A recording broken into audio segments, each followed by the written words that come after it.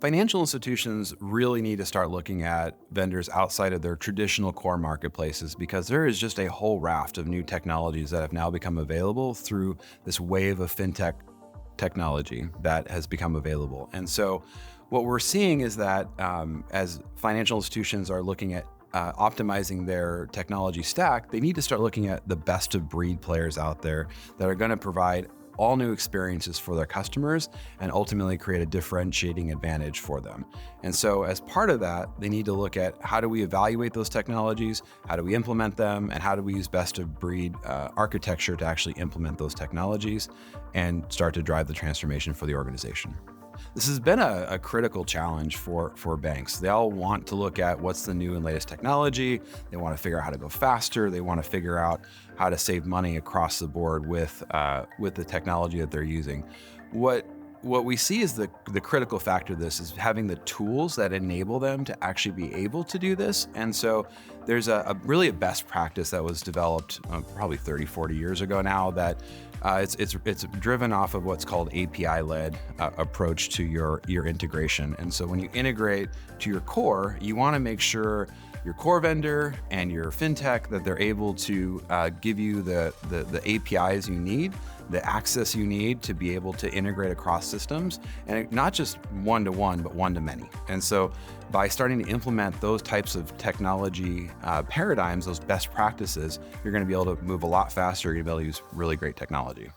Banks need to really start to get smarter on the new world of API integration. This is a critical factor in how you think about integrating with your core as a financial institution. And so what we're seeing now is that some banks are looking at hiring developers, some banks are looking at bringing on new tools and technology for that. And so there's a new stack forming, a new technology stack that's forming that's going to help you be more effective at this new world of API-based technology. And so if you're not already talking about it, you got to start learning about APIs and how that's actually changing the industry that you're working in.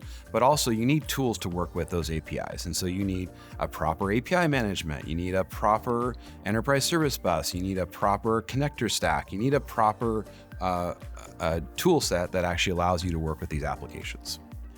Executives at banks really need to start rethinking how they interact with vendors that they're needing to integrate to the core. And they need to do this by having a very clear set of requirements that's documented and that's the same for every single fintech that they go talk to.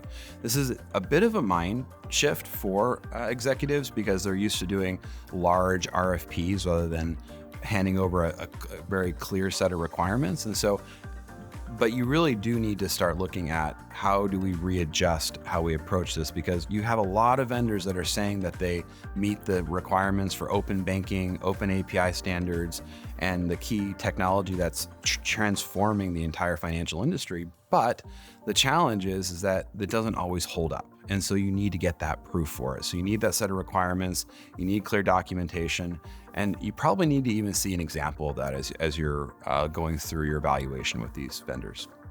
Banks need to start looking at a whole different talent pool as we're starting to look at this new world of API-led proper integration with their banking core. And so what we're seeing is that a lot of the lessons that we've seen in the traditional Silicon Valley tech stack really needs to start being applied to banks in order to leverage the technology most appropriately. And so I get asked all the time, who should I hire for my financial institution to take advantage of this technology?